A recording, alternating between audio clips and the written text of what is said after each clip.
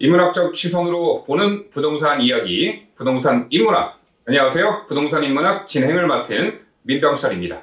네, 안녕하세요. 동산영입니다. 우리 민족의 애환과 삶이 담겨있는 인문학적인 소양으로 항상 저희에게 좋은 인사이트를 전해주시죠. 인사드릴까요? 네, 인사드리죠. 안녕하세요. 안녕하십니까. 뭐 제가 드리는 말씀도 사람들이 사는 얘기긴 하죠. 진정한 부동산 가치를 우리 박사님한테 안 들으면 부동산을 살 때 큰 실수할 수 있을 것 같아요. 네, 맞습니다.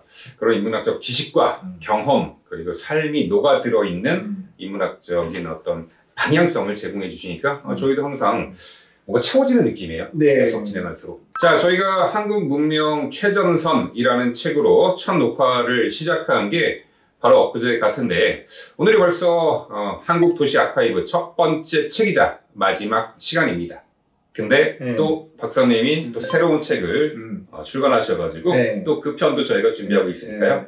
결코 마지막은 아니죠. 오늘 사실 이제 다룰 이야기가 서울선언이라는 책인데요. 네. 이 서울선언 같은 경우에는 사실 이렇게 약간 박사님은 자서전, 생활사 이런 것들, 생각 이런 것들이 많이 반영되어 있는 모습을 저는 좀 느꼈거든요. 네네. 어떤 그 책이라고 좀 말씀해 주실 수 있어요?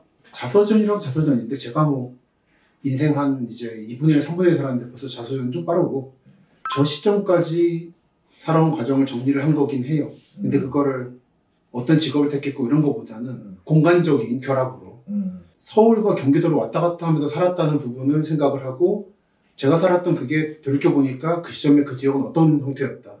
그런 말씀을 드린 책이고 무엇보다 사실 저 책 내고 한국을 떠나려고 했거든요. 그래서 할말 못할 만한테 적고 가려고 했는데 뜻밖의 반응이 좋아서 다음 책을 내게 된 게 여기까지 오게 됐습니다. 다시 한국으로 귀국하게 된 어떤 계기가 된 책이 되겠네요. 안 떠나게 된 계기가 안 떠나게 된. 이거 전까지는 답사한다는 생각이 없었기 때문에 이제 문헌학을 하면서 전쟁사 공부하고 하다가 이제 본능적으로 여긴 좀 사진 찍고 싶다라든지 가보고 싶다가 있었어요. 그전에는 답사가 직업도 아니었기 때문에 갈 때마다 이제 이런저런 주위에 시선도 받고 왜 딴짓하냐고 그러는 거라서 책을 쓰겠다고 한 뒤에는 다시 한번 체계적으로 갔죠. 그러니까 저 책에 정확히 못 적었습니다만 예를 들어서 제 첫 답사가 94년 여름이었는데 그러니까 첫 답사를 제 인생에서 여름에 제 지인이 유럽 간다더라고, 배낭여행을. 근데 저는 그때 상황이 안 돼가지고 부러워서 국내 여행이라도 가야 되겠다 싶어서 서울에서 목포로 갔어요. 그래서 목포에서 밤에 야간 열차를 타고 경전선을 타고 부산 부전에 내려서 근데 그 야간 열차가 뒤에 없어졌더라고요. 그 경전선이 마지막 예전 현재 한국 야간 열차가 없는데 거의 그리고 내려서 새벽에 다시 한번 동해 남부선을 타고 저 바다를 따라 동해시에 갔습니다. 갔다가 구경하고 돌아오는데 터덕터덕 걷다 보니까 트럭 아저씨가 세우고는 타라고 막 이런 좌충우돌을 하면서 그때부터 답사가 직업은 아닌데 좀 다녀보겠다 생각은 했었어요. 그리고 지인하고 제 이모 씨라고 답사 오래 친구가 있는데 김포공항에서 비행기 타고 군산에 내려서 군산공항 가끔 지금은 서울 고선 없는 걸로 알고 있는데 내려서 군산 장안간 배도 타고 가고 이제 그 배도 없어졌습니다. 그러니까 예전에 당연하게 했던 것들이 이 답사를 직업으로 선발하고 나니까 다 없어졌더라고요. 없어지고 없어진 이유가 다 있고 근데 그걸 한번 정리를 한다 그래서 한 몇 달 걸렸죠. 그러고 나서 연말에 낸 게 이 책. 내고 나니까 반응이 나쁘지 않아서 이 책은 제 자전적 요소가 강한 책이라 독자분들께 죄송해서 좀 체계적으로 말씀드려야 되겠다. 그래서 갈등도시부터 여러분들이 읽으실 만한 책이 된 거죠. 자, 그럼 본론으로 들어가서요. 첫 번째 질문 드리겠습니다. 그 책의 서문에서 어디까지 서울인가 하는 질문에 대한 언급해 주셨는데요. 저도 궁금해서 여쭙겠습니다. 박사님, 과연 어디까지가 서울일까요? 그 문제를 해결하기 위해서 이 책을 쓰기 시작했죠. 네. 나는 서울 사람인가? 라는 질문이 컸었어요. 어릴 때 살았던 데가 지금 살아보면 부천역 앞인데 예전에 이름이 소사역이었습니다. 살았었고 평촌 신도시가 개발되기 전에 평촌에 살았었고 그리고 일산에 살고 그러면서 내 정체성은 무엇인가 생각을 했죠. 그리고 그 지역들과 서울을 오고 가면서 특히 또 저는 서울 4대문 빼고 다 살아봤어요. 내 방향을. 근데 사람들이 서울 얘기하면은 맨날 4대문 얘기하고 궁궐 얘기하고 있더라고요. 근데 내가 산 서울이 빠지더라고요. 그 사람들 얘기에서. 그래서 내가 산 서울은 뭔가 그리고 어디까지 서울인가를 생각을 해보면서 내 방향 끝까지 가봤습니다. 가봤더니 끝에 가면 서울과 경기도가 구분할 수 없을 정도로 뒤엉켜진다는 그런 현상 발견했죠. 그 그린벨트라는 게 있는데 그린벨트 지점에 가면 예를 들어 서울 도봉구 도봉역 있는 지역과 의정부 호원동은 사실 구분이 안 돼요. 그냥 임의적으로 선을 그은 거지 여기까지는 서울적인 특성이 나타나고 저기부터 경기도적인 게 아니라는 거를 확인하는 거고 그 대표적인 지역이 서울, 부천, 인천은 사실은 하나로 붙어 있습니다. 한국이 박정희 대통령 때 그린벨트 설정을 했는데 이 경인 지역, 서울, 부천, 인천 지역은 그린벨트라는 제도가 있기 전에 만든 곳이라서 구분이 전혀 되지 않아요. 쭉 이어집니다. 그게 경인이라는 건데 이거를 인위적으로 잘라서 서울과 경기도 또는 경기도와 충청남도 이런 식으로 구분하는 게 가능할까라는 깨달음을 얻은 거죠. 그래서 드리는 말씀은 서울이랑 경계는 사실 인위적인 거고 임의적인 거다. 사람의 정체성은 움직인다라는 거를 배웠다. 1930년대 말에 경성부하고 총독부가 만든 계획이 경인 1차화 계획인데 이 인천을 대경성의 항구로 쓰겠다라고 하는 수도가 수도라는 도시가 항구가 없으면 안 되거든요. 예전에 용산이 그 기능을 했는데 이제 제방공사도 하면서 용산은 더 이상 항구를 쓸 수 없게 됐어요. 국제항구로. 그러니까 인천을 끌어들이자는 게. 그러니까 여기는 한 도시이기 때문에 연장화가 필요 없는 거죠. 근데 그때 30년대 말에 10몇 개 정도의 토지 개발 계획이 있었고 그게 실현된 게 지금의 청라신도시까지예요. 사실 거의 100년을 거쳐서. 그러다 보니까 연담화돼 있었고 사이에 구획적은 없다. 그러니까 여기가 어디까지 서울 사람이고 어디까지 부천 사람이고 이런 말을 하는 게 애매하다는 거죠. 대표적으로 부천이라는 말 자체가 부평과 인천을 합친 말입니다. 그런 거라서 정체성이 뒤엉켜 있어요. 근데 사람들이 보면 너무 쉽게 난 서울 사람, 나는 인천 사람, 경기도 사람이라고 말을 하는 게 이건 약간 인문학적 접근인데 되게 임의적이고 정치인들이나 이런 민족주의 만들기, 국가 만들기라고 하는데 네이션 빌딩이라고 그 작업에 개인들이 약간 센 말로 놀아나고 있다는 생각을 하는 거죠. 그래서 제가 앞에서 약간 그런 얘기를 했습니다. 지금도 그렇지만 그 경기 인천 지역에 거주하시는 분들이 직장이 서울이면은 사실상 나의 24시간 중에 오히려 서울에서 보내는 그렇죠. 시간이 훨씬 많잖아요. 그렇죠. 그래서 이 사람이 경기도 주민인가 서울 시민인가 그거를 경계에 분리한다는 것도 참 아이러니가 아닌가 싶어요. 그래서 요즘에 그런 얘기도 있잖아요. 투표권을 선택할 수 있게 하자고. 나는 사실 집은 경기도인데 사실은 직장도 학교도 다 서울이다. 근데 내가 왜 알지도 못하는 경기도지사 뽑아야 되냐를 보면 되게 많아요. 바데로난 그리고 왕족 양반주의, 주자 중심주의, 남성 중심주의라는 거에 대해서 언급을 해주셨는데 이런 선입견들이 어떤 문제가 좀 있다고 생각을 좀 하시는 부분이 있나요? 그 서울 전에 경성이 있었고 그 전에 한양 한성이 있었죠. 대략 중구랑 종로구가 한성인데 물론 이제 그 당시에 그린벨트를 할 수 있는 성저 심리가 있습니다만 인구가 거의 없었어요. 저도 후기 돼서 18세기 돼서 생기는 곳인데 그 전에 종로구 중구의 인구가 대략 한 30만쯤 됐어요. 근데 지금도 그 지역은 30만쯤입니다. 그 정치 중심지 치고는 인구가 없어요. 그런데 서울이란 무엇인가 질문을 할 때 사람들이 맨날 서촌 북촌 궁궐이 5개여서 위대한 서울. 근데 서울 인구 중에 지금은 1000만 깨졌습니다만 대략 1000으로 치고 970만은 그 얘기되지 않는 곳에 살고 있거든요. 그럼 이 사람들은 서울 사람이 아니란 말인가? 서울의 정체성을 공유하지 않는단 말인가라는 생각을 한 거예요. 예를 들어 대치동 구마을이 갔었거든요. 한참 요즘은 대치동 구마을 재건축하고 있죠. 1, 2, 3지구 쪽에서. 그 전에 가서 여기는 강남 개발 때 빠졌던 곳입니다. 가보면 이렇게 계곡이 있어가지고 좀 까다로웠어요. 그때 강남이 너무 넓었기 때문에 예정지가 굳이 여기는 안 건드려도 된다. 그래서 그 지형적 특성을 찍으러 갔는데 어느 아저씨가 나오시더니 뭐 하냐고. 그래서 이런저런 옛날 항공사진 보여드리면서 여기가 왜 개발이 안 됐나 공부하러 왔다. 했더니 그 사람 얘기가 여기 볼 게 뭐 있다고. 여기 역사가 뭐가 있다고. 그런 말을 해요. 사람들이 살면 그 역사거든요. 그 마을의 역사가 있는 거고 대치동 한티 마을에. 근데 사람들 서울 사람 생각이 여기 역사가 없는 곳이에요. 서울 역사는 4대문 하나만 생각하는 겁니다. 그리고 왕족이어야 되는 거고 양반의 것만 얘기할 가치가 있다는 생각을 하는 거예요. 나머지 사람들 평민이라든지 천민이라든지 또는 고려시대라든지 다 빠져버린다. 그래서 그 대표적인 게 얼마 전까지 서울 역사의 정사는 서울 역사 600년이었습니다. 그거 지금 폐지됐거든요. 요즘 서울 역사 2000년이라고 그래요. 왜냐면은 송파구에 있는 풍납토성을 집어넣으면서 되는 겁니다. 그렇게 되네요. 근데 지금도 여전히 사람들은 풍납토성은 그냥 산책로 온 거고 그냥 뭐가 예외적인 것이고 4대문 아니야말로 진정한 서울이라 생각을 하고 있어요. 근데 이번 부분을 가장 극명하게 느낀 게 제가 4대문 밖을 다 살아봤기 때문에 서울 내 방향에서 근데 나는 그럼 서울 사람이 아니란 말인가라는 반발이 생긴 거죠. 네. 그러와 동시에 강남 지역은 아파트만 있고 아무 역사가 없는 곳이다 라는 얘기가 있어요. 아파트만 있는 게 아니고 오히려 강남구, 특히 강남구는 아파트가 부족해서 문제고 제가 볼 때는. 네. 그리고 원래부터 그런 게 아니라 사람도 살았고 마을도 있었고 온갖 게 있었는데 그걸 싹 밀어내고 택지 개발을 해서 신도시를 만들어 놓고는 역사가 없다는 걸 해버리니까 불만이 있었고 그리고 강남 지역의 개발이 60년대 말부터 그건 역사가 아니란 말이냐 라는 거죠.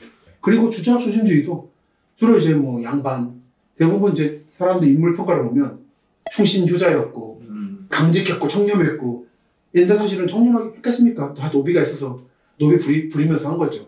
특히 이황이 유명하잖아요. 노비가 거의 5,000명에 대한 얘기 됐던데 노비 경영의 대가라는 말도 있죠. 네. 근데 그런 것들을 빼버리고 그냥 마치 조선에는 양반만 살았던 것처럼 제 피 아마 4분의 3 정도는 노비랑 통민일 겁니다. 그 조선시대 조선 전기의 절반은 노비였어요. 근데 왜 우리 조상에는 다 왕족과 양반만 있는가? 그건 역사 왜곡인 거죠. 저는 그 생각을 하는 겁니다.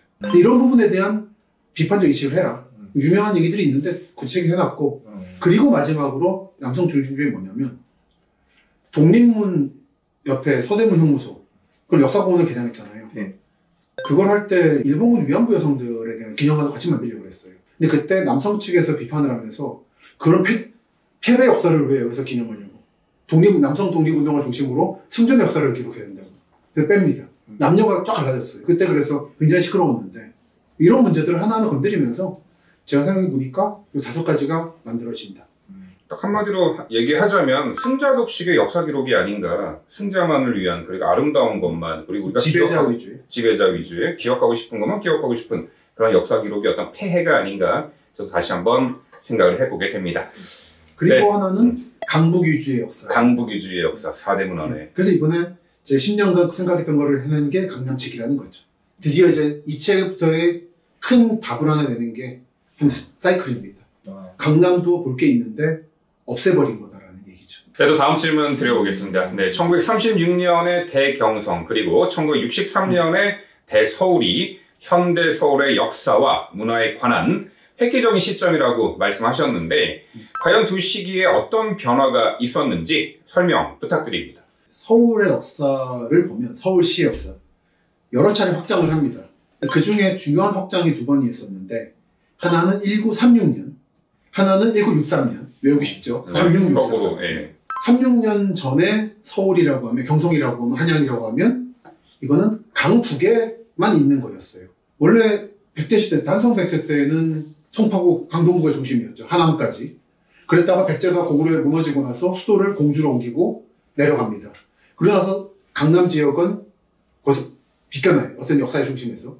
고려시대 때는 중심이 지금의 세검정 쪽이죠. 그래서 말씀드리지만 세검정 쪽은 집사시면 안 된다는 거죠. 만약에 개발 수익을 원한다면 거의 파면 고르게 나오기 때문에.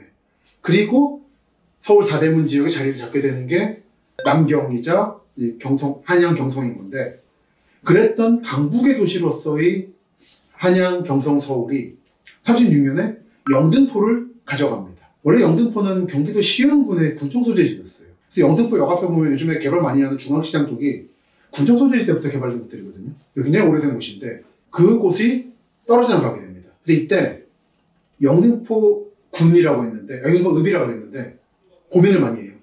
영등포 부가 될 거냐 아니면 경성부가 될 거냐라고 하는 그때 고민하다가 결과적으로는 경성부에 붙기로 합니다. 이게 뭘 뜻하냐면 서울이 강북의 도시에서 강남과 북을 낀 도시로 바뀌었다는 거예요. 그래서 여러분들 서울 살다 보면은 다리 많이 건너죠. 이렇게 많은 다리를 건널 필요가 없습니다. 원래는 강북에만 예를 들어 서울시가 있고 남쪽에 영등포시가 있었으면은 한 2개만 돼요. 다리 서로 연관성이 없거든요. 근데 같은 도시다 보니까 수많은 다리를 놔야 돼요. 그래서 그리고 영등포가 그때부터 강남으로 불리게 됩니다. 그러니까 강남이라는 개념이 그때 처음 탄생해요. 이게 영등포가 만약에 부가 됐으면은 지금의 강남은 없었다. 네. 라는 거 하나. 그 63년은 뭐가 중요하냐면 강남 3구가 이때 처음으로 서울에 들어오죠. 경기도 시흥군에서 서초구를 떼오고 경기도 광주군에서 강남구를 떼오고 네. 경기도 고양군과 광주군에서 송파구를 떼와서 네. 서울이 되죠. 네. 그리고는 알짜배기를 키워가지고 지금 한국 최고의 삼각형의 꼭대기에 있는 강남 3구가 된다라고 하는. 그러니까 이거 역시 이때 편입을 안 했으면은 여기는 마치 경기도 광명시라든지 남양주시 같은 지역이 됐을 거예요. 아마 경기도의 대장주가 됐겠죠. 근데 그게 서울이 되면서 이 한강을 남쪽으로 좀 넓게 퍼진 구조가 되면서 지금의 서울의 탄생은 완성되었다. 그래서 두 가지가 핵심적인 계기였다는 말씀을 드리는 거죠. 선생님, 하사키 선생님을 만나셔서 사실 인생의 좀 전환점이 됐었다고 말씀을 그렇죠. 하셨는데, 이게 내가 세상을 보는 법이 180도 바뀌었다 이렇게 말씀하셨거든요. 그러니까 요걸 재밌게 한번 들어보고 싶어요. 게이오 대학교의 문헌학자이신데 사사키 타카히로 선생이라고. 직접 스승은 아니고 사실 선배뻘인 거죠. 우연히 만나게 돼서 거기 교류하다가 이제 형님을 모시는 그런 케이스인데 이분은 서울에 자주 오세요. 왜냐면은 조선총독부가 가지고 있던 일본 책들이 많거든요. 지금 그게 국립중앙박물도서관하고 몇 군데 있어요. 그걸 조사한다고 몇 번 오셨어요. 1년에 한 번, 한두 번씩은. 그런데 저는 강남 사람으로서, 범강남 사람으로서 얘기 들어보니까 맨날 인사동 간다더라고요. 맨날 경복궁 가고. 그래서 한번 일본은 백제에 관심이 많거든요. 아무래도 교류가 많았다 보니까. 근데 백제의 첫 번째 수도인 푸나토성에 가보셨냐고 했더니 안 가봤대요. 한 번도 아무도 안 데려갔대요, 거기를. 그럼 가보시자고. 저는 푸나토성에 예전부터 관심이 많았거든요. 원래 역사를 좋아했어서. 그래서 데려갔더니 너무 충격을 받으시더라고요. 서울에 이런 데가 있었냐고. 근데 왜 아무도 나를 안 데려가냐고, 여기에.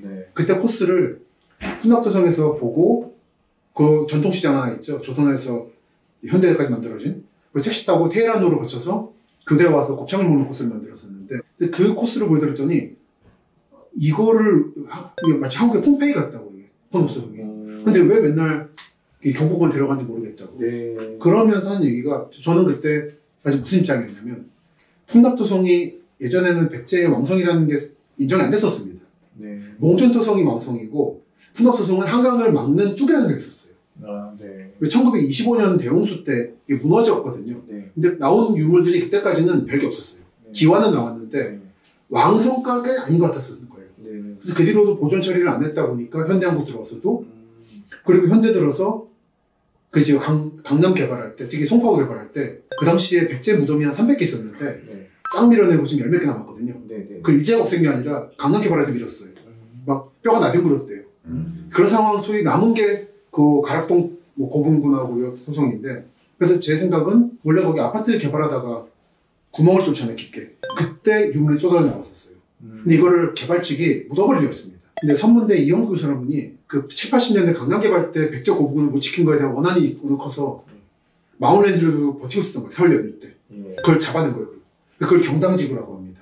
아주 역사적인 현장인데 그때부터 송파구 푸나토성은 개발이 중단돼. 그래서 사실은 개발 이익만 포기하면 살기 좋은 것이죠. 재개발이 안 되기 때문에 맨날 공원과 주차장이 늘어나요. 100년 뒤에 아마 역사공원이 돼 있을 거예요. 근데 그런 과정에서 저는 그때까지는 원리주의였습니다. 사람 이주시키고 여기 빨리 복원해야 된다고. 파면 역사 훼손이에요. 그랬더니 하사키 선생님 말씀이 물론 안타까운데 파괴된 거는 그러니까 지금 보고 있으면 백제 때의 성 그리고 조선시대부터의 마을 현대 아파트 현대 아산병원이 있는 그 주변에까지 섞여 있는 이것도 서울 아니겠느냐 그런 말씀하셨는데 여기서 마치 보살을 만난 것 같은 거죠. 보살을 만나서 내가 원리주의였구나 라는 이래야 한다라는 것 때문에 지금 서울을 못 보고 있었구나라는 생각을 처음으로 하게 됐습니다. 근데 그때부터 받은 충격이 있었고 그거를 답사를 직업으로 삼게 되면서 이 관점을 전면적으로 서울을 적용해보자고 했던 게 이 책인 거죠. 그래서 시층이라는 말을 쓰게 됐고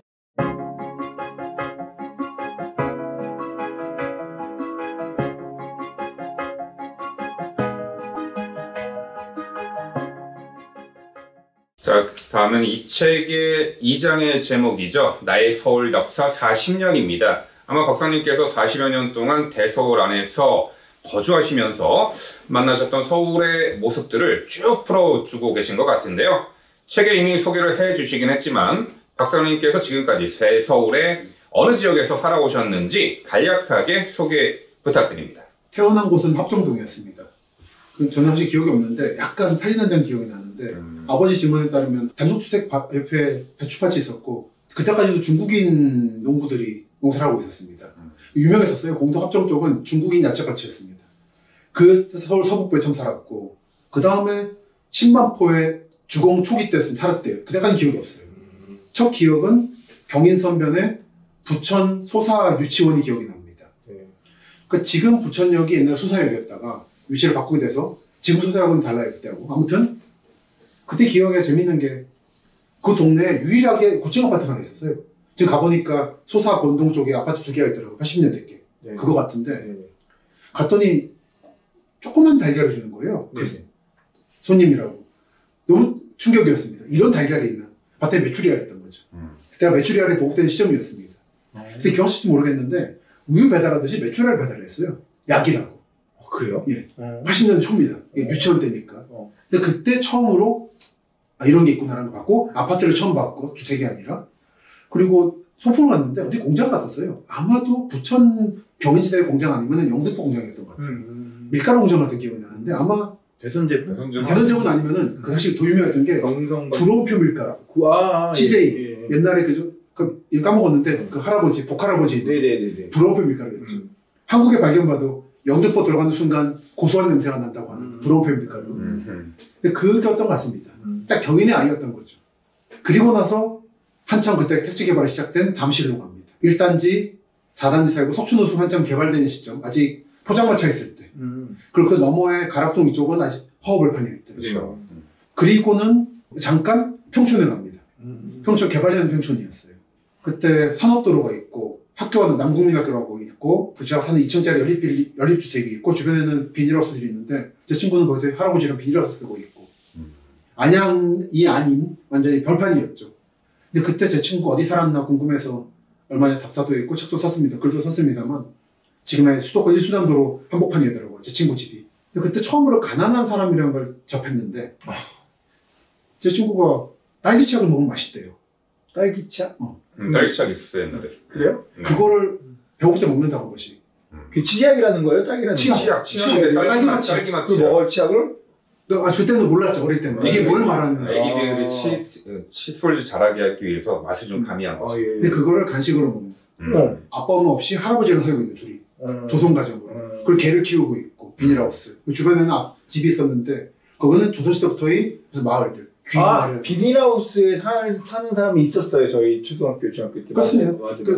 평촌도 그랬어요. 네. 전통 마을에 3개쯤 있고 귀인 마을이나 이 사람들은 평촌 신도시 개발 때 제척됐습니다. 끝까지 저항을 해서. 네. 가보면 마을 구조가 남아있어요. 이렇게 언덕밭이.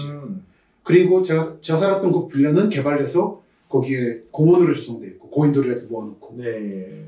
그 마을과 그 사이에 벌판에 살았었는데 친구가 보니까 딱 고속도로 지금 돼 있더라고요. 어느 날 집에 오니까 집이 사라져 있었다. 엄마 아빠가 연락도 안 하고 가버린 거 어딘가. 이런 애를 만나면서 그때 몰랐죠. 이게 뭘 말하는지. 근데 몇십 년 지나고 나서 그런 게 그런 거였구나라는 걸 생각하게 되는. 처음으로 그런 걸 접하기도 하고. 그랬다가 1년만 살고 왔습니다. 저는. 6학년 때니까 이제 5학년 만기 제대를 하고 온 게 반포예요. 그때부터 반원초등학교 신반포.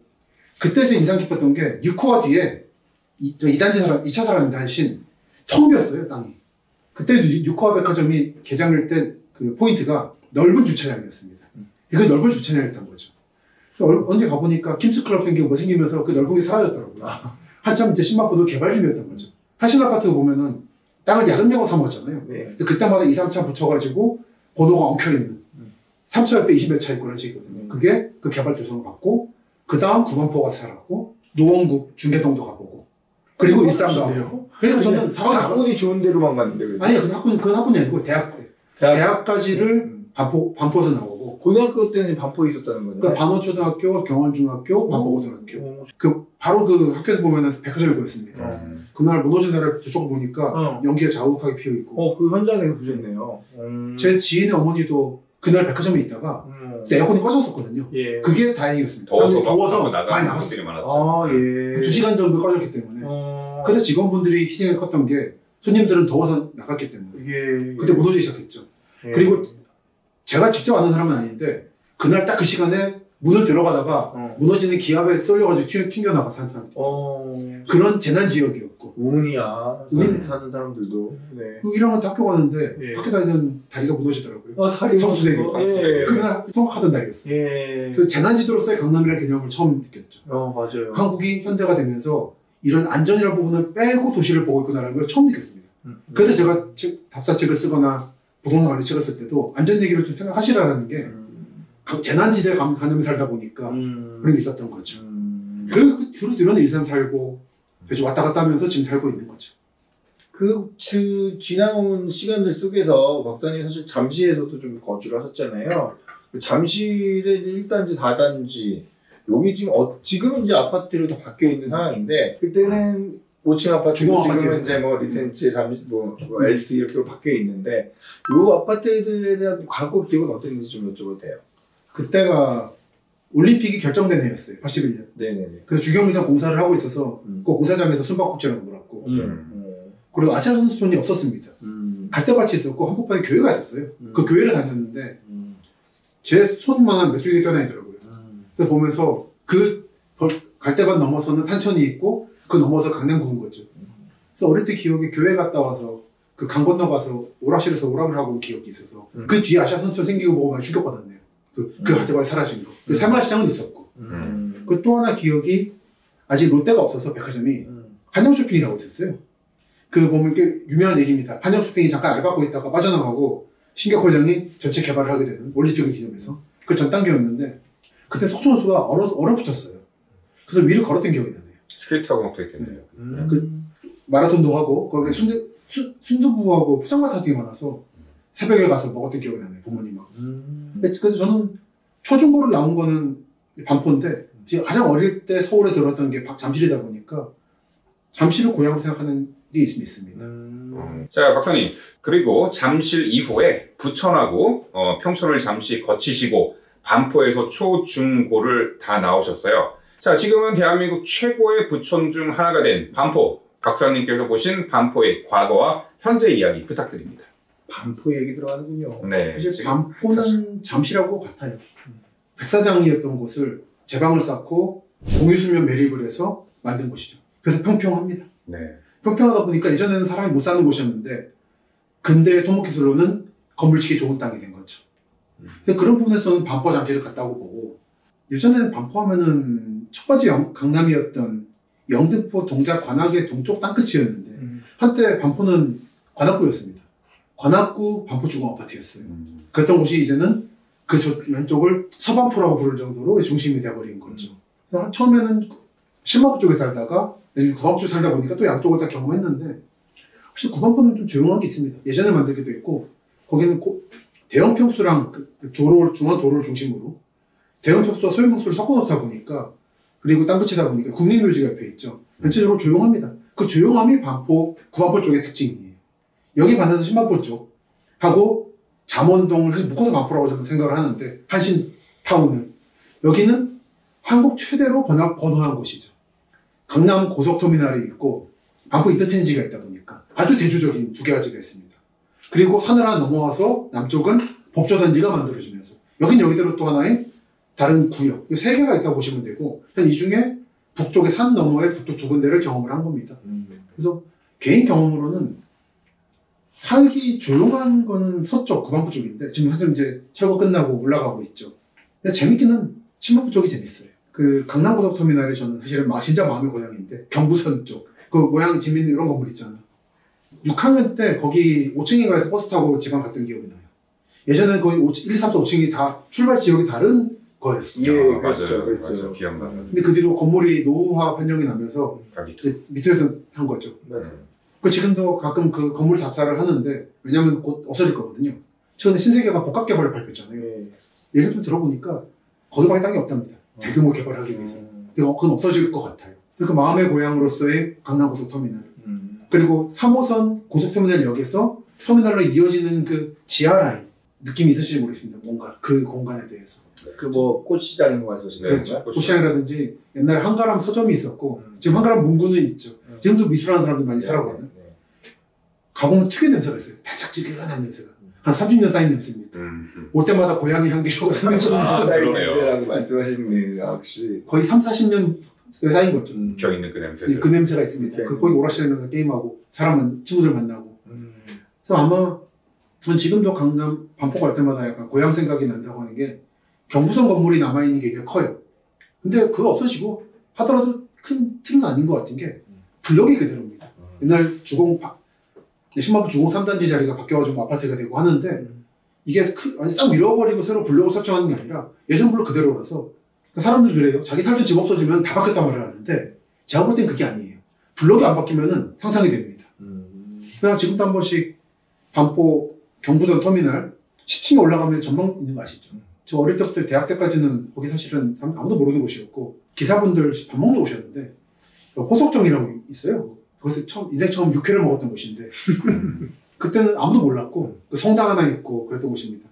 올라가서 한번 둘러봅니다. 이렇게 한 20년간 그 행동을 하고 있는데 보다 보면 올라가고 있지만 이 큰 틀은 안 바뀌고 있다. 블록들은. 아마 그래서 나중에 이 건물까지 사라지고 나중에 뭐 40몇 층이 되든 내려보더라도 기본적으로 내 고향이라는 느낌을 받을 수 있겠구나.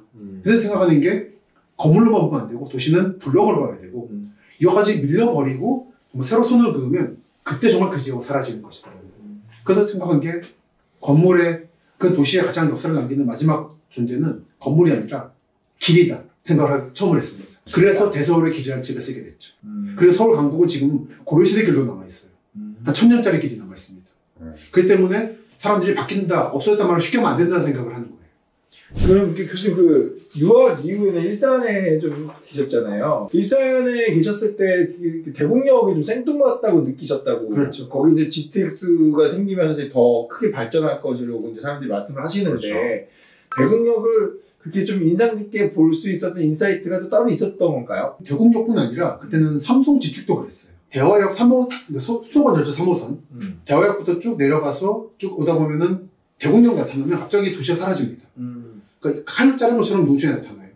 그리고 다시 화정부터는 원 고향인 원당 지역에 나타나고 그 지나고 나면 다시 한번 쭉 끊기면서 텅 비는 게 삼성 지축이었죠. 옛날에 원은. 그리고 나서 구파발 들어가면 다시 도시가 나타나는. 이 인공적인 단절, 그 중간중간에 신도시가 만들어지는 게 저한테는 마치 아파트 폭탄이 떨어진 것 같았어요. 빈 고향군의 땅에 아파트 폭탄이 딱 떨어지는 게 일산이고, 떨어지는 게 원당 신도시고, 떨어지는 게 삼성이 지축이고. 이런 인공적인 그림같은 제도에 의해서 사람 삶이 개발도 안 되고, 묶여버리고 뭔가. 이런 것들이 굉장히 인위적으로 느껴졌었어요. 그걸 3호선 타면 쭉 보게 됩니다. 왔다 갔다 하면서, 이거 되게 재밌구나. 이거는 그때는 뭐 답사랑 개념보다는 사람들이 이렇게 살고 제도가 이런 식으로 사람의 삶을 좌지우지하는 거라고 느꼈죠. 그래서 대곡역은 지금 GTX도 있지만 열차가 5개가 지나갑니다. 네. 3호선, 경의중앙선, 서해선, 교외선, GTXA. 5개예요. 이런 데가 전국에 없어요, 별로. 그러니까요. 거의 김포공항급입니다. 네. 펜타블 역사권이네. 네. 근데 이런 곳이 지금 여전히 묶여있는 상태인데, 개발 제한으로. 그래서 지난해에 이제는 전 대통령이죠. 전 윤석열 대통령이 서리풀 지역하고 대곡 몇 군데를 묶어서 개발하겠다고 했는데 아마 날아갔죠. 근데 언젠가 대곡은 개발이 크게 될 거고 되는 순간 아마 창릉과 함께 대서울 서북부의 어떤 거점 역할을 할 거다. 근데 너무 큰 게 예상되다 보니까 다들 손을 못 대고 있어요. 자, 이번에는 좀 다시 남쪽으로 내려가 보겠습니다. 자, 박사님의 서울 역사 40년의 대미를 장식하는 동네가 바로 개포동입니다. 아까 제가 잠깐 언급해드렸지만 과거에는 개도 포기한 동네였는데 지금은 개도 포르쉐를 타고 다니는 동네라는 별칭이 붙을 정도로 그야말로 천지개벽을 했는데요. 박사님께서 개포동을 사셨을 때 이야기 궁금합니다.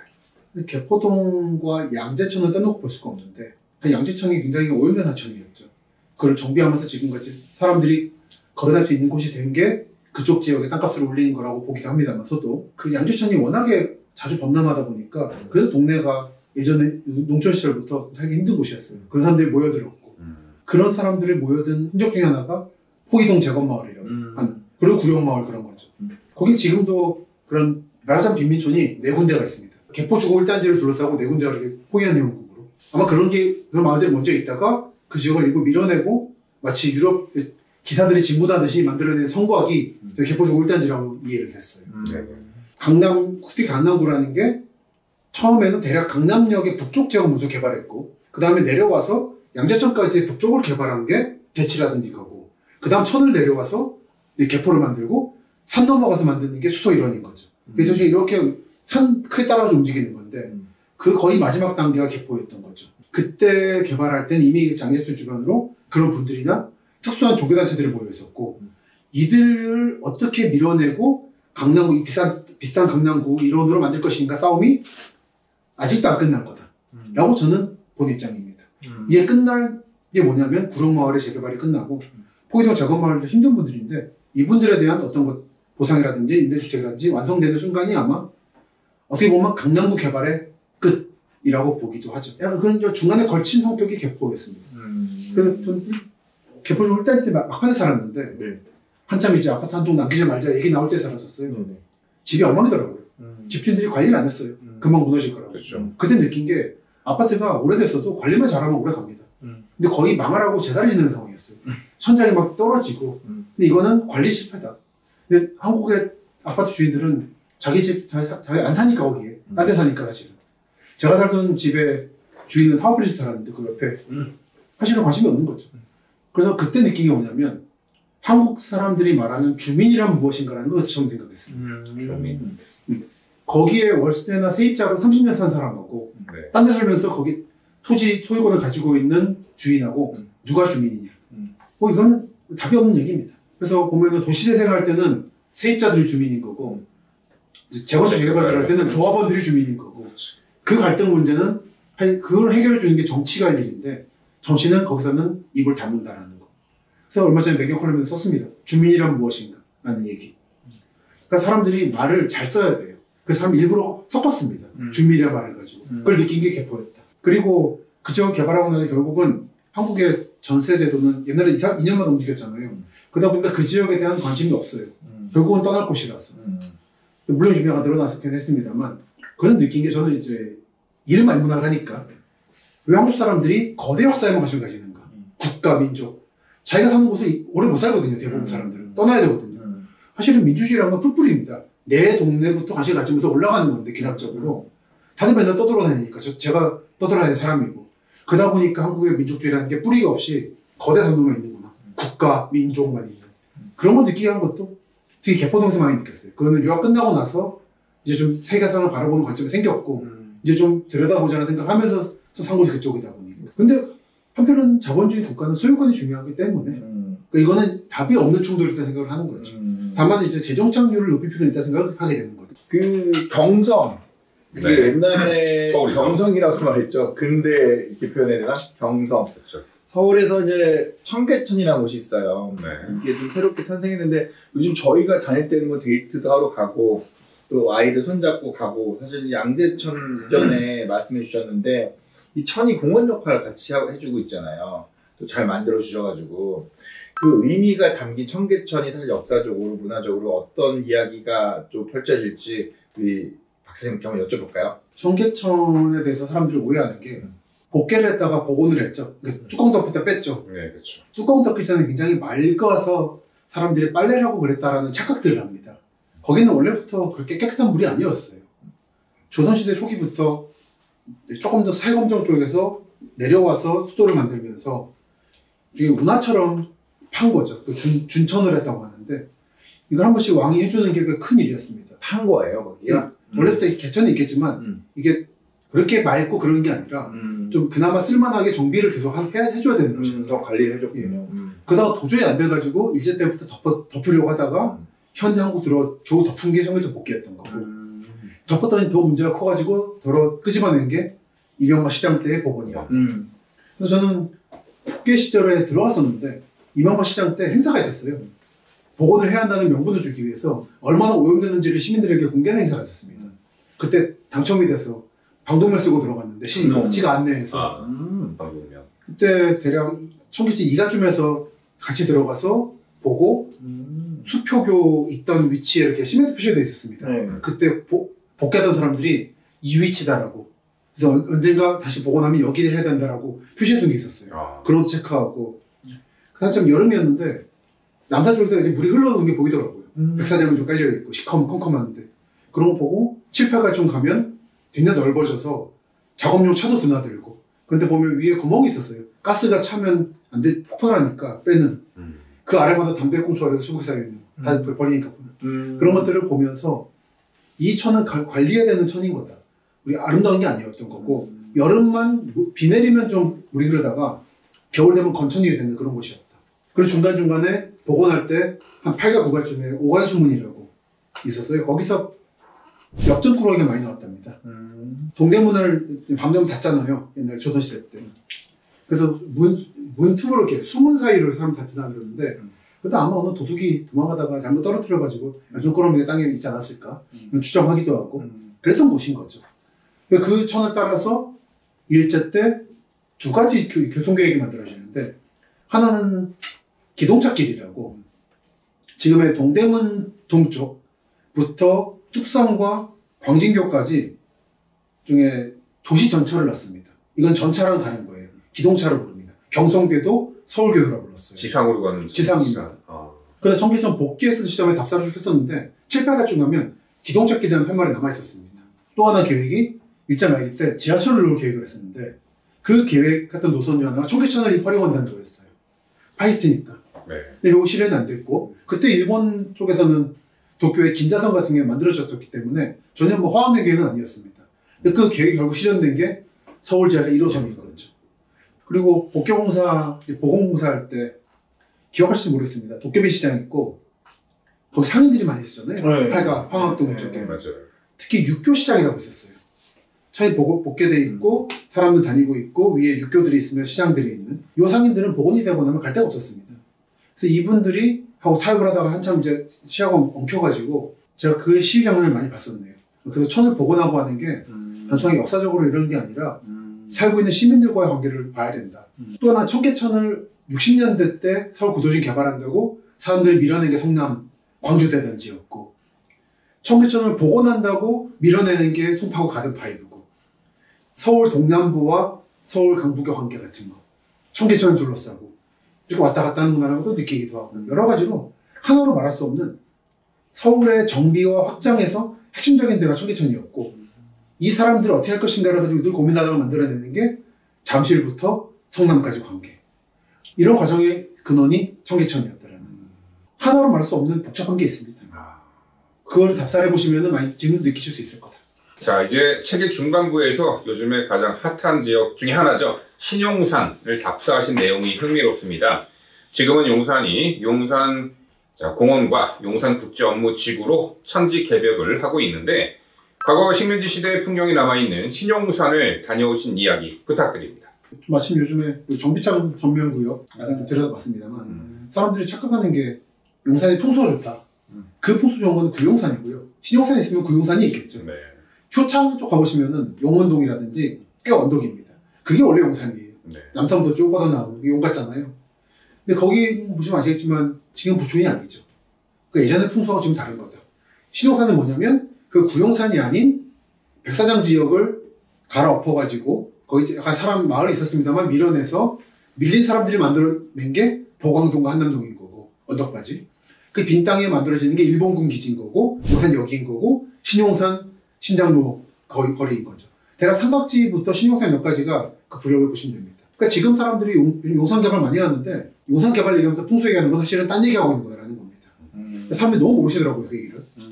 그 전근대는 풍수가 알 수 있는데 농업시대적으로 그리고 하지만 근대 이후에는 토건 기술이 좋아지면서 사람이 못 살던 땅을 만들게 되는 거다. 잠실도 그런 거였고 영등포도 그런 건데 그 스타트가 신용산인 거죠. 신용산은 지금도 가보시면 예전에 빈 땅이었던 데를 또는 조그만 마을에 있다가 만든 근대적 도시를 만든 과정을 볼 수가 있고 그 과정이 다음 이어져 나가서 아모레퍼시픽이라든지 용산 정비창 전면구역이라든지 또 한 번 탈바꿈하는 과정을 보면서 근대 토목기술이라는 건 이런 것이구나라는 걸 실감하실 수 있을 겁니다. 특히 용산역에서 퍼시픽 쪽으로 나와서 남쪽 내려오면 그 용산 철도 관사촌인데 대규모죠. 거기에 건물 식당 하나가 있어요. 그게 옛날 일본 제국 일본 시절에 한반도뿐 아니라 옛날 일본 제국 영역 내에서 제일 좋은 건물 하나가 남아있습니다. 그 식당은 그런데 가보시면 아십니다. 되게 한정식 집인데 조만간 답사를 해서 가보려고 합니다만 곧 없어질 거라. 거기부터 그 너머에 트럼프 월드 있고 모 건설회사가 지으려고 하는 군부대 자리, 복지단 자리 그런 데들이 다 여러분이 생각하시는 용산인 거죠. 근데 거기에 대해서 한 가지만 말씀드리면은 50년대 만든 건물들이 좀 많아요. 그 도로변으로 다리 건너와서 서울역 가는 방향으로 쭈루룩 한 3, 4층짜리 건물들이 많은데 요즘 카페도 많이 돼 있고 일부는 헐려가지고 아모레퍼시픽도 되고 그 건물들 붕괴 사고도 났었죠. 건축가분 얘기를 들어보면 거기는 설계도가 없다고 정말 벽돌을 그냥 쌓아서 만든 건물이라 조심하시는 말을 하더라고요. 그 일제때 건물이 아니라 50년대 건물인데 한참 좀 힘들 때 만든 건물들이라서 그때도 물론 번화가긴 했다. 많았죠. 건물들. 그렇죠. 그리고 그나마 남영동 수대구 쪽, 그 미군 기지촌으로서 뭐 털분의 스테이크라든지 이태원식 부대찌개 발상지 같은 곳이 몇 군데 있는데 거기도 보면 요즘에 예전 건물, 식민지대 건물도 그렇고 현대 건물도 그렇고 예전 건물을 이렇게 틈을 터가지고 창을 크게 낸다든지 하는 걸 하는데 늘 안전에는 주의하시면서 다니시라. 그게 건물이 무너질 수 있다. 벽돌을 쓰려면 잘 써야 됩니다. 네. 벽돌을 쌓는다고 벽돌 건물이 되는 게 아니에요. 사실 벽돌 건물은 일반 콘크리트보다 어렵습니다. 근데 한국의 건축가 분들 말씀 들어보면 이걸 좀 쉽게 보는 경향이 있다고 한국이. 지진이 안 나니까 괜찮다는 식으로. 그런 게 아니에요. 특히 벽돌 건물인데 창을 더 터낸 거는 좀 잘 보시라는 말씀 드리고 다시 한번 강조하지만 건물이나 도시 지을 때 왜 이렇게 안전 문제에 무감하시는지 모르겠어요. 한국 사람들. 사고가 안 나는 것도 아니고 전 그런 붕괴 사고 나면 가거든요. 참 사람들이 없는 선 치고 개발을 참 잘한다 생각을 합니다. 거기는 구용산이 아니라 뻘 메워서 만든 곳이기 때문에 네. 갈층 주의가 필요하다는 말씀을 드리고 싶네요. 사실 그쪽에 용리단길에 상가를 좀 이제 보러 갔을 때도 말씀하신 그대로 이게 또 적산가옥처럼 이렇게 그 목자돼가지고도 써 있는 것도 그렇죠. 꽤나 많이 있고 하다 보니까 쉽게 버틸까. 오히려 1세대 건물은 괜찮을 수 있어요. 네. 설계도가 없긴 하지만 그때는 그 사람들은 오래 산다는 생각으로 만들어서 우리 50년대 그 오래된 건물들이 좀 건물들이 문제가 있다. 그 뒤에 70년대 되면 또 나아지는데 그 시기가 한국이 어려웠던 시기예요. 공백기였어. 900기였어. 그걸 그냥 옛날 건물에 보시면 안 되고 연식 구분하신 다음에 오늘 좀 내가 여기 들어가도 된다 이런 걸 보실 수 있죠.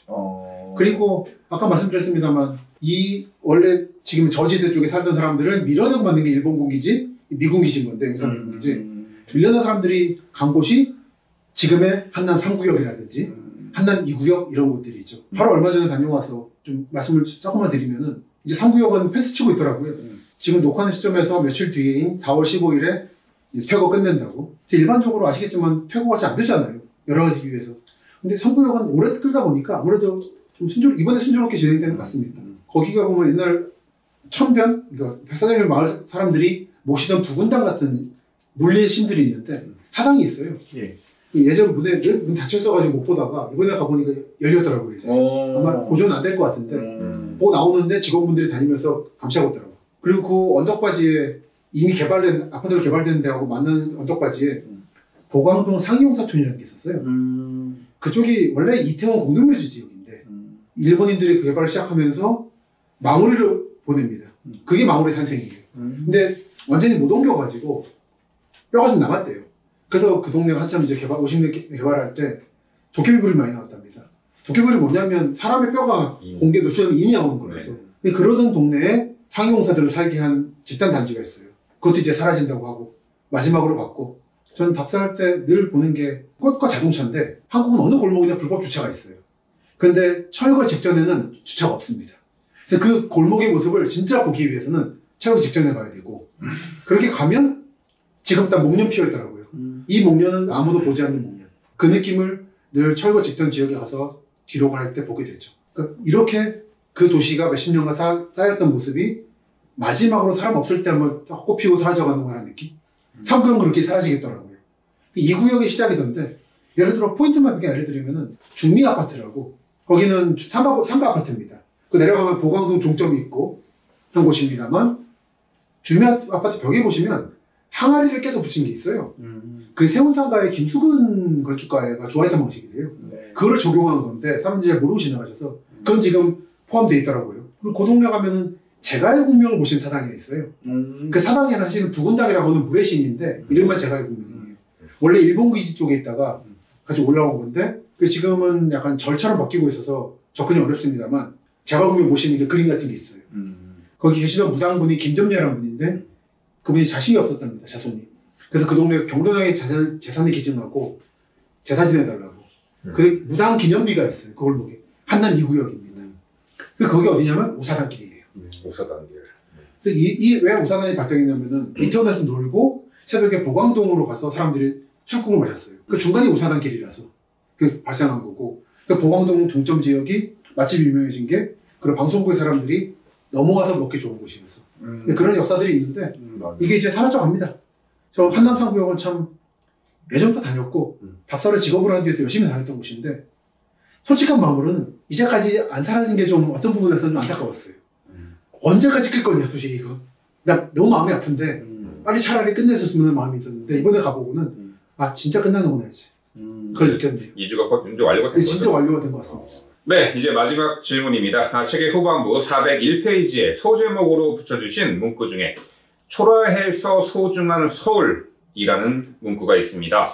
저는 이 9글자가 김시덕 박사님이 서울 답사기의 핵심을 딱 요약한 한 줄인 것 같아요. 박사님도 그렇게 생각하시는지 궁금합니다. 그렇죠. 풍납도서관에서 말씀드렸지만 뭐 이래야 한다가 아니라 이 자체가 서울이다라는 걸 받아들이시라. 이걸 안 받아들이면은 예전 한국은 그게 부자인 나라는 아니었어요. 식민지대 포함해서. 그러다 보니까 건물들이 초라합니다. 블럭이 꾸불꾸불하고. 딴 데 사람들이 서울 와서 말하는 게 한 나라의 수도인데 이렇게 길이 꾸불꾸불하고 지저분하다는 말을 많이 해요. 그거는 원란민도 그랬습니다.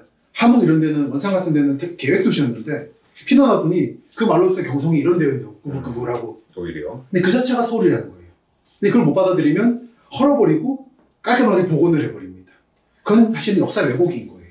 그래서 저는 그래서 무슨 뭐 건물 하나 헐고 역사 무슨 정신 복원한다는 그런 식의 말을 안 믿는 게 그거는 있는 그대로 서울을 싫어하는 행위라고 보는 거죠. 또는 양반이 안 살았던 땅인데 개발해놓고는 정자 세우고 소나무 세우면 역사 회복인 것처럼 거기는 그런 곳이 아니었거든요. 있는 그대로의 서울을 보시고 또 하나는 특히 여러분의 기억에 있는 서울은 아무도 기록해주지 않는다. 나한테 소중한 건 딴 사람한테 안 소중합니다. 모두에게 소중한 다보탑은 당연한 사진 찍었어요, 모두가. 근데 그런 거 찍지 마시고 나한테 기억이 소중한 골목 같은 건 내가 찍어야 돼요. 저는 책을 쓰는 이유가 그거거든요. 제가 읽고 싶은 책을 남이 안 써줘요. 그러니까 제가 쓴다라는 입장인데 답사하는 사람들은 마찬가지 입장일 겁니다. 꼭 답사가 아니더라도 생활인으로서도 그래야 나중에 후회가 없으실 거예요. 내 기억은 아무도 소중히 여기지 않고 나한테만 소중한 거다. 우주의 중심은 내가 아니다라는 생각으로 도시를 바라보시면은 좀 더 마음이 급해지시고 많은 기록을 하시게 될 겁니다. 지금 말씀하신 부분이 되게 와닿는 게 저희 집에 있는 라일락, 목련도 아무도 봐주지 않은 채 계속 피어날 건데 그런 기억들을 제가 좀 챙기고 좀 기록을 해야겠다라는 생각이 드네요. 네, 좋습니다. 오늘 좋은 말씀 너무 감사했습니다. 박사님. 이제 4권의 책이 모두 끝났습니다. 박사님 이렇게 4권의 책을 시리즈로 끝내신 소감 어떠신지요? 이렇게 쭉 훑은 게 처음이네요. 아, 네. 감개무량. 저희도 감개무량. 저희도 영광이었습니다. 영광입니다. 교수님. 네. 앞으로도 김시덕 박사님과의 좋은 인연 잘 이어가기를 바라겠습니다. 오늘 한국 도시 아카이브 마지막 시간이지만 김시덕 박사님과의 방송이 마지막 시간은 절대 아닙니다. 다음 시간에는 저희가 예고해 드렸듯이 김시덕 박사님의 따끈따끈한 신간 강남 다루어 보겠습니다. 도시문헌학자 김시덕의 강남. 도시문헌학자. 아마 그 앞에 거는 이제 좀 짧게 쓰겠죠. 네네. 문헌학자의 문헌이 문헌학자의 문헌이 무슨 뜻이에요? 예를 들어 이런 포장지도 문헌이 됩니다. 이게 뭘 의미하고 왜 이런 포트를 쓰고 있나부터 하나하나 이 재질은 뭐고 다 문헌이 되는 거죠. 자, 인문학적 시선으로 보는 부동산 이야기, 부동산 인문학. 앞으로도 여러분들의 투자에 도움이 될 양질의 콘텐츠를 많이 보여드릴 준비하고 있으니까요. 구독, 좋아요, 댓글, 알람 설정까지 부탁드리면서 자, 저희는 여기서 인사드리겠습니다. 다음 시간에 다시 뵙도록 하겠습니다. 감사합니다.